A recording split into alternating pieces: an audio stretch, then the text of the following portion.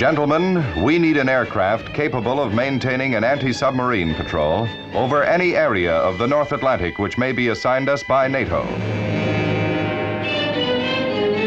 It must be able to reach the patrol area quickly, stay on station at low altitude, and return to base with adequate fuel reserves. It must be able to do this while carrying more than 2 tons of submarine detection and navigation equipment and more than 4 tons of new underwater attack weapons. Notes from a meeting held between the Royal Canadian Air Force and Canadair Limited, Montreal, 3 years previously.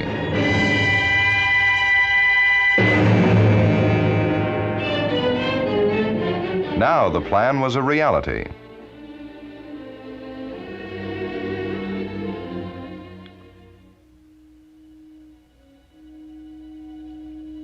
First, a British passenger airliner had been redesigned to become a submarine hunter and killer. To give the plane the great range needed at low altitude, jet power plants had been replaced by turbo-compound engines. In the nose section, room had been found for airborne radar. The tail section had been altered to house secret detection apparatus.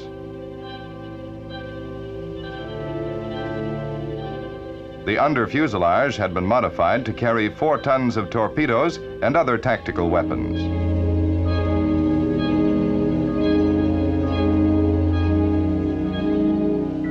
Starting as a polished mahogany model, she would be known as the CL-28 until her actual test flight, 725 scheduled days later.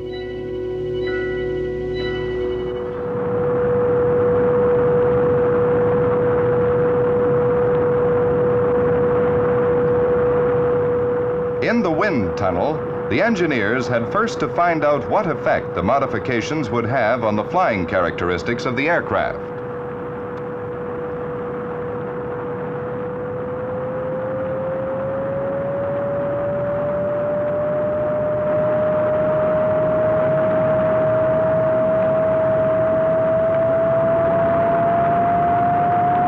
A man-made wind, a wooden model, a few tufts of ordinary wool, and the behavior of an aircraft over the North Atlantic can be seen and measured in the laboratory.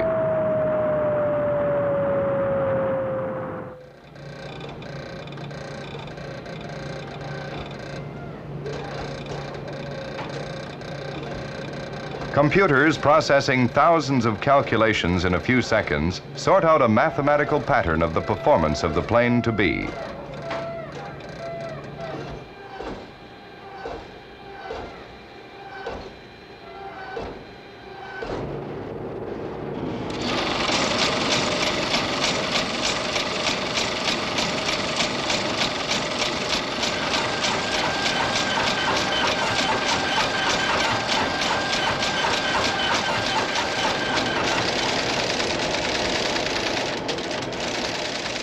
For stress engineers like Eric Aubry, answers to the ever-present problem, have I taken every contingency into account?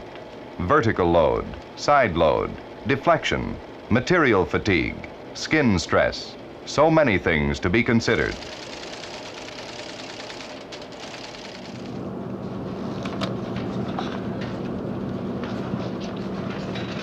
Hi, Leo. Hello, Eric. I got the drawings for the nose structure here. You get those final loads yet? Yes, I've got them right here. Good. How do we make out?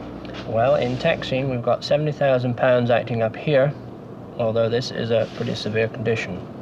I see. Although most of the load will be taken by the bulkhead around here. Well, that's no great problem. How about the side loads due to severe braking? Oh, well, we've got a side load transmitted through this bearing here. I think we'd better consider the design of this bearing pretty carefully, since all the undercarriage loads go through it. Also, we shall get some skin buckling around this corner here. That better not be permanent, eh? No, no, no. It'll go back all right. Now, this value for the side load, it's about 30,000 pounds. It's a pretty severe condition, but I don't think we'll have any... From the designers, drawings by the tens of thousands for the use of the men who were planning how to build the plane. The forward fuselage. We have subassembly jigs in here, including the pilot's windshield, subassembly jigs here, including the bottom panel and the radome, and the main structure jig, the pickup jig, and the installation position. What do you think of it? Looks all right. I think I'd like to see a few more part racks down in here. Well, we've considered that, and according to the process charts, this should be quite satisfactory. Tell me, Gaston, how do I get that assembly out of that jig? The top of this jig comes off Herb. Then the crane will lift the component overhead and over the wing panel assembly jig, over the main jig for the wing complete, to reach the joining position here. It's big and complicated, eh, Gaston? Now, when do I get the sub-assembly drawings for my section? On the full-scale wooden mock-up, Leo Cox was checking his drawings. How wide could the landing gear support bearing actually be? Would the landing gear assembly fit the space allocated? Would the aluminum skin around the escape hatch adjust to loads by flexing?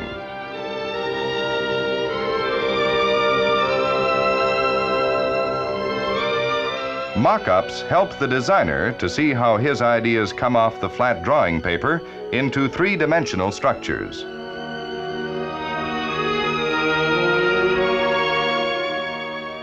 To the aircrew representatives, the aircraft is intended to be a flying workplace and compact home for 24 hours at a time. The mock-up lets them see in life size exactly how the real plane will look when it is finished.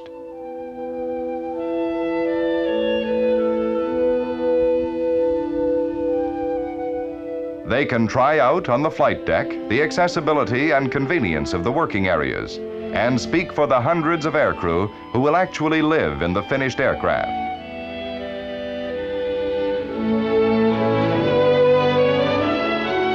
And Herbie Bren, foreman of the forward fuselage section, can see for the first time the size of the part he's going to be responsible for building.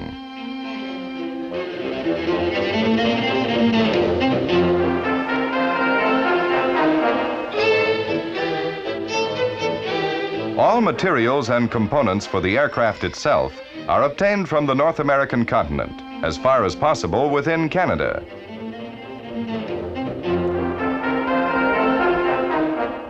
Hydraulic actuators from Dartmouth, Nova Scotia, rivets from Gananoque, O-rings from St. Therese, electrical connectors from Toronto, instruments from Montreal. From the procurement division, word of the CL-28 goes out to manufacturers and suppliers all over the country.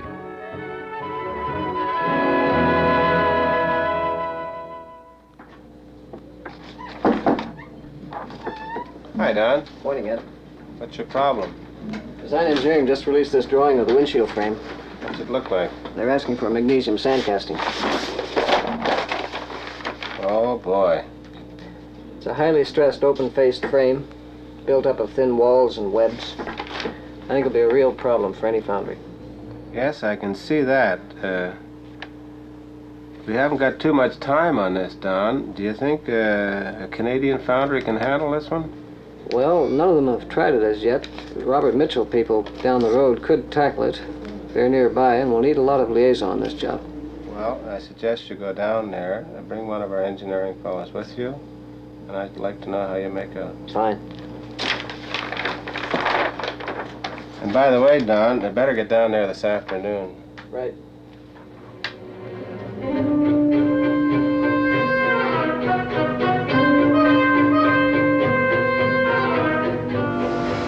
Well, that's no big problem. But how about what they want to send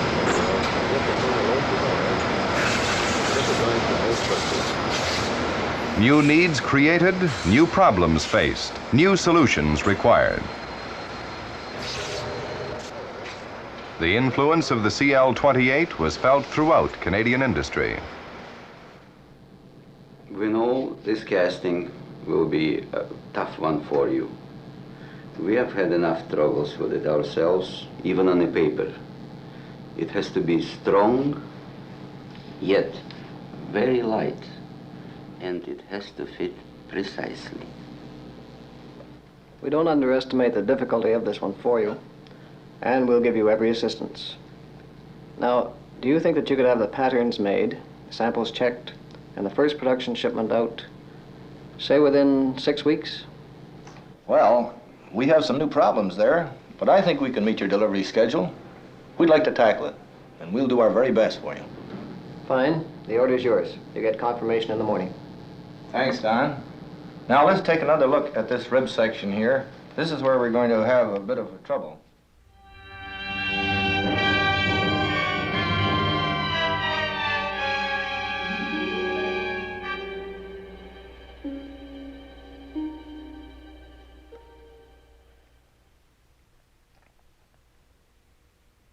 Finally, materials are stockpiled and machines laid out, as planned on the production flow model.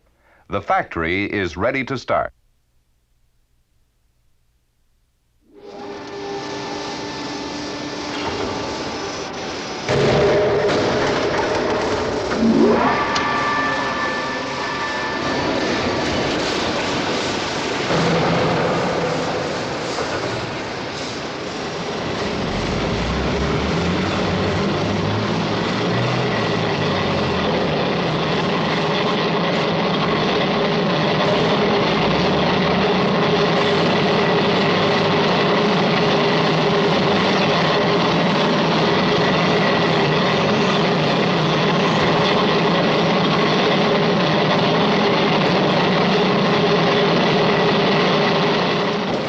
Stretched and formed under tons of pressure, flat sheet metal becomes the shaped wingtip of the plane.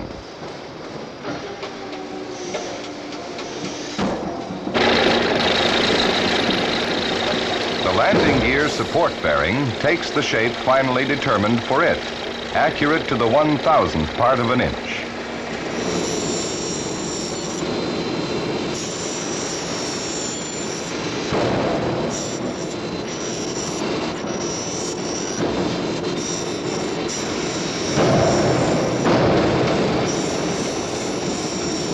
Gears, spars, bearings, engine mountings pour from the presses and lathes.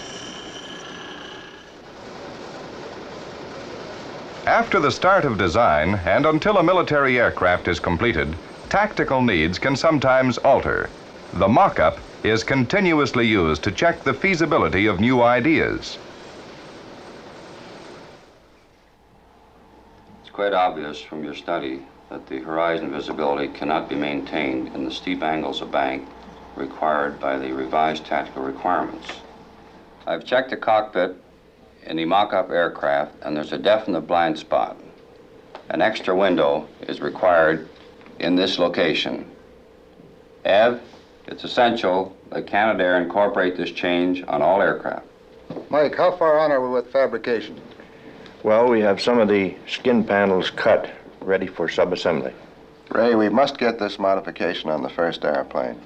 Preliminary engineering information can be released in 6 days, with complete detailed drawings released 9 days after that. Don, have we any new tooling involved? Yeah, it'll take at least 3 weeks to retool. Don, this is a tough schedule to make. We're going to have to assign a top priority. I want a good toolmaker, a good planner, assigned on a full-time basis to work directly with engineering. The cooperation of all departments is essential.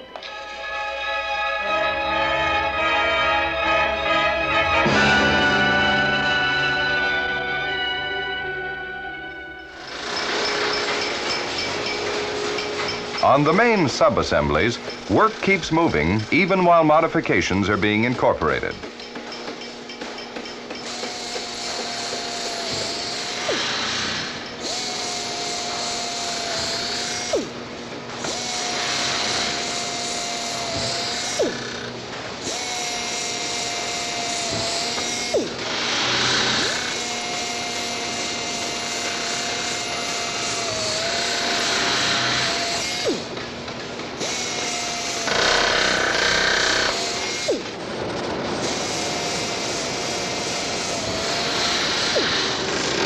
Herbie Brenn's section, things aren't going badly. Not too many rejections. Most components on schedule.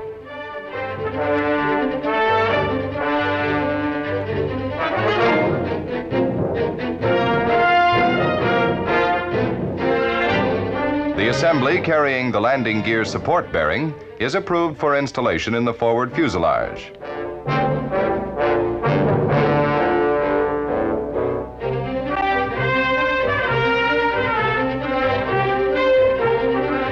Even the modified cockpit upper window won't hold things up much. It's in time to be fitted into place in the jig.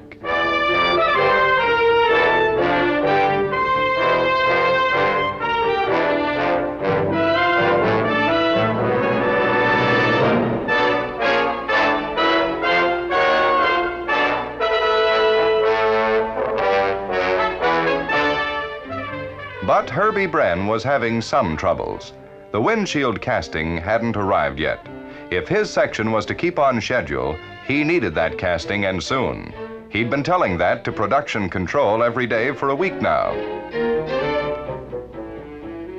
Stan Russell had done all the usual checking, but today he went off to see procurement himself. Hi, Ed. Uh-oh. Stan, I know what you're after. It must be that windshield frame casting. Right first time, Ed. Old Herbie Brenn's gonna blow a fuse if we don't get that casting down there pretty soon for him. Well, that's been a mighty tough job for Robert Mitchell, Stan. Watson here. Ed Alden is speaking, Norty. Hi, Ed. How are you? Oh, not bad. What's new on those windshield frame castings? Well, we cast 12 more today. How'd they look? The first 6 worked in heat treatment. Oh, for Pete's sake, not again. Yes, but I think we've got it now. The X-ray plates look good. And if they're all okay, we'll ship them to you on Thursday. Thanks, Norty. Bye. Well, that looks a lot brighter, Stan. They've promised to ship us good castings on Thursday. I sure hope they do, Ed.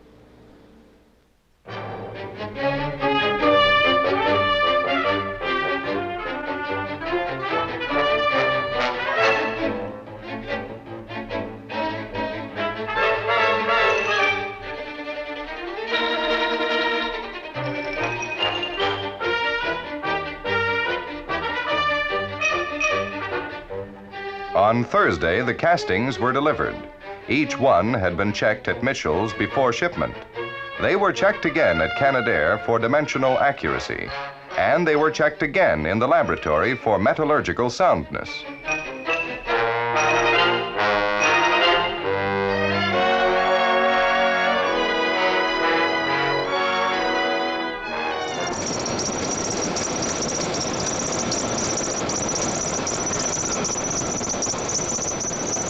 After being rushed through the plant, the first pair of windshield frames were at last installed on the forward fuselage.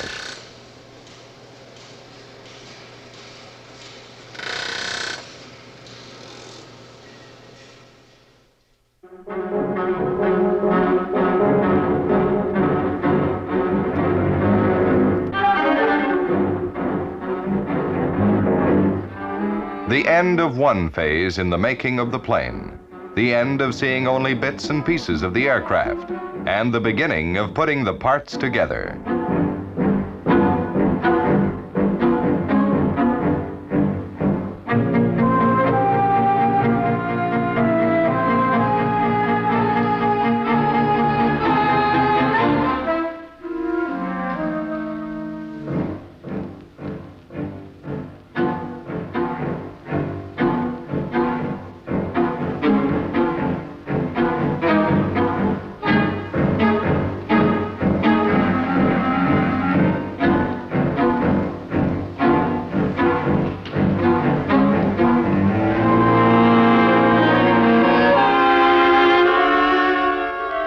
Wing dihedral angle 3 degrees exactly.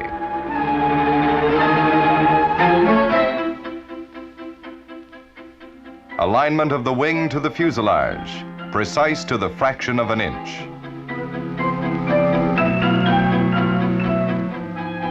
Other major assemblies are brought together on the joining jig with the same minute care.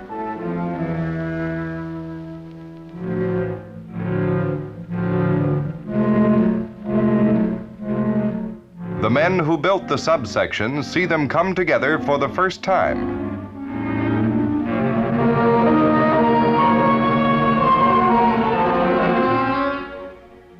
With the forward fuselage in position, the shape of the CL-28 airframe finally emerges.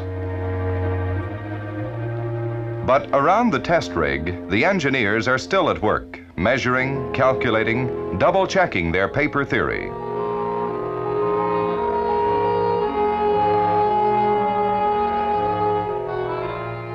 Will the loads transmitted through the support bearing on landing be as calculated?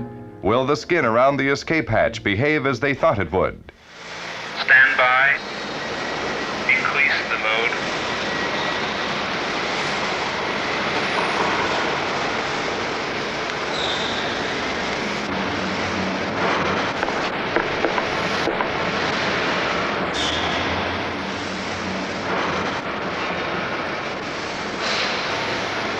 Hold the load for inspection. In the stretching of aluminum, the buckling of panels, and the straining of rivets, the mathematics of the drawing office are proven on the test rig. Increase to 50%. Increase to 66%. Increase to 100%.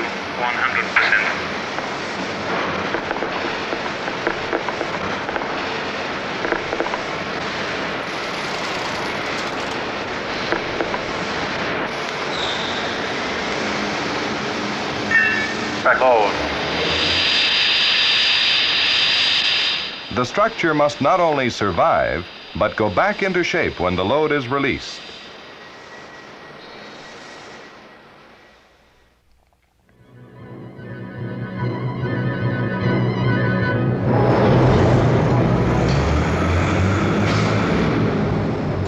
$100,000 separate parts brought together in 200 major assemblies. Among them, the landing gear assembly hoisted into position and joined to the nose wheel bearing, pretty much as envisaged 2 years before.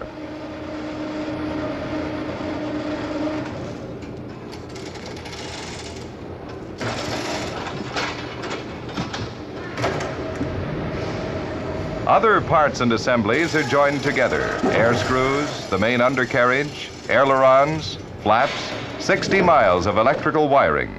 Parts from different industries all over Canada, coming together on the final line.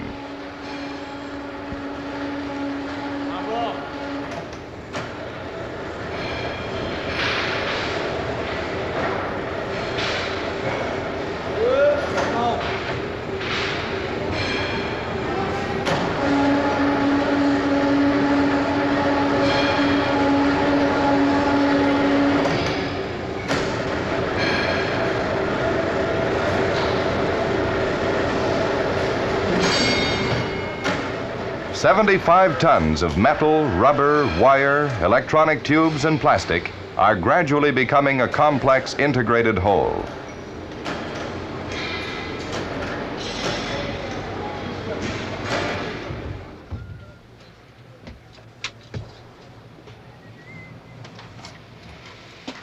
Soon, work is almost finished on the flight deck, on the navigator station, on the dining area and the galley, on the sleeping quarters and rest area,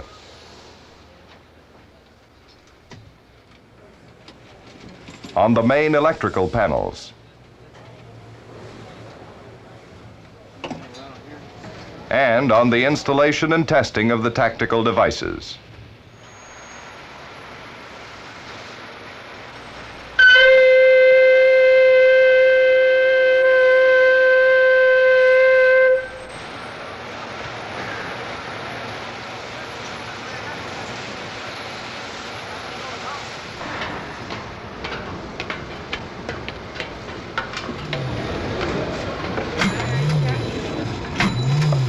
Don't forget that tomorrow, yeah. Tomorrow.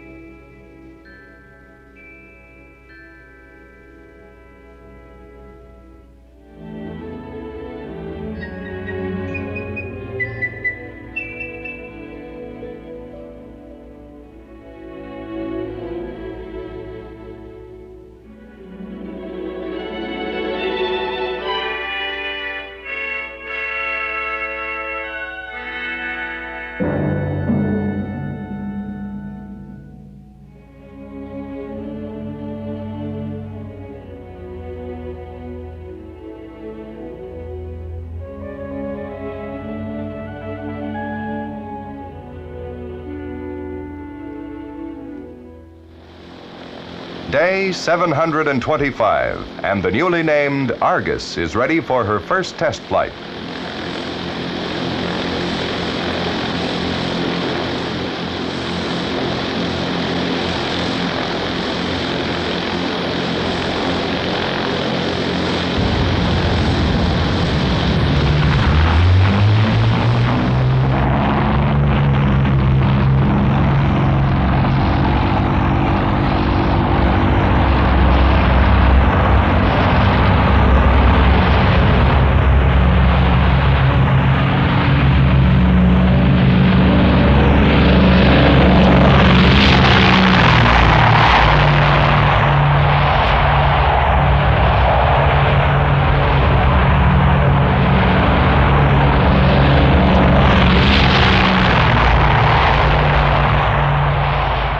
The product of years of careful planning and of the many skills of 10,000 men, the Argus is borne aloft at last on the invisible ocean of air that is her element.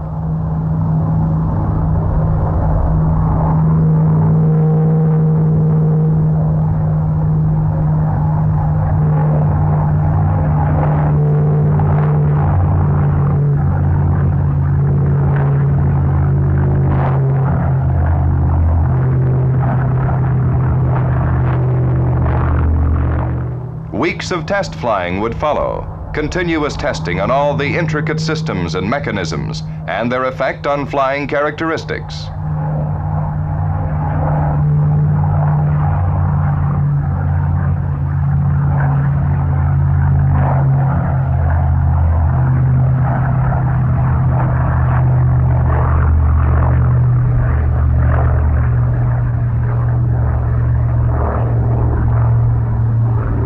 Finally, 6 months after the preliminary test flight, the first Argus was handed over on schedule to the Royal Canadian Air Force, and a new anti-submarine weapon was available for NATO duty.